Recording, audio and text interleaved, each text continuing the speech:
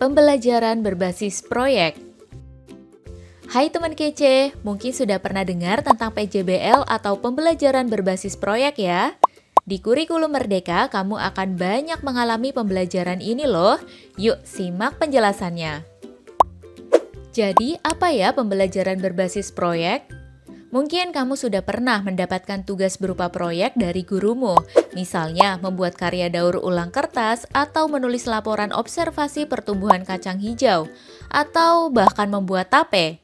Tapi mengerjakan tugas seperti ini belum berarti kamu sudah mengalami pembelajaran berbasis proyek loh. Dalam PJBL, kamu tidak diberi instruksi lengkap oleh guru. Sebaliknya, kamu didorong untuk merumuskan masalah yang ingin dipecahkan dan mencari solusinya dengan usaha sendiri. Misalnya dengan riset, wawancara, diskusi, kunjungan, dan lainnya. Nah, jadi beda ya dengan tugas proyek biasa di mana kamu tinggal menjalankan instruksi lengkap dari guru.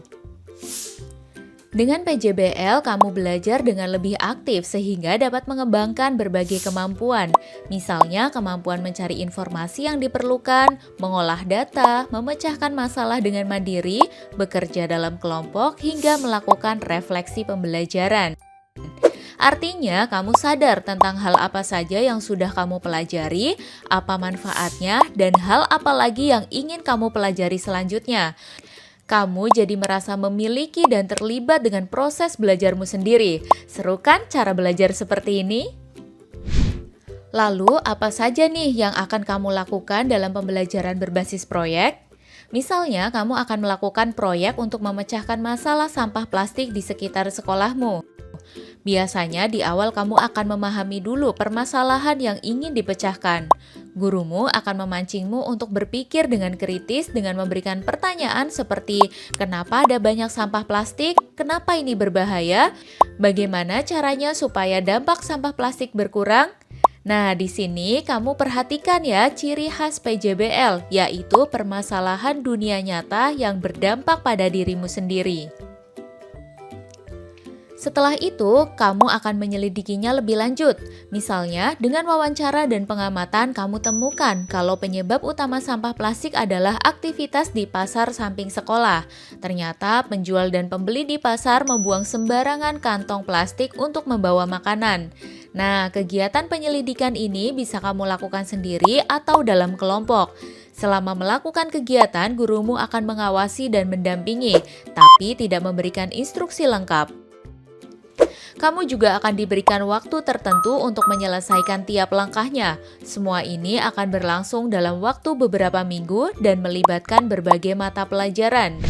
Di akhir, kamu akan menciptakan karya proyek sebagai solusi masalah. Misalnya, kamu bisa membuat rancangan kotak makanan dari bahan daur ulang, atau poster ajakan membuang sampah dengan benar, atau tempat sampah dari daur ulang plastik.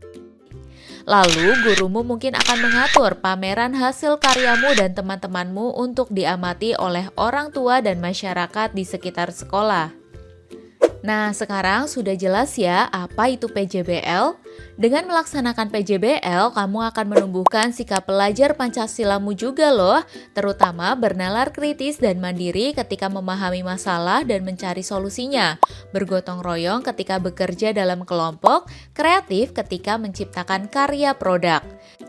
Dan di kurikulum Merdeka ternyata ada jenis PJBL yang ditujukan khusus untuk mengembangkan sikap pelajar Pancasila, namanya P5 atau Proyek Penguatan Profil Pelajar Pancasila.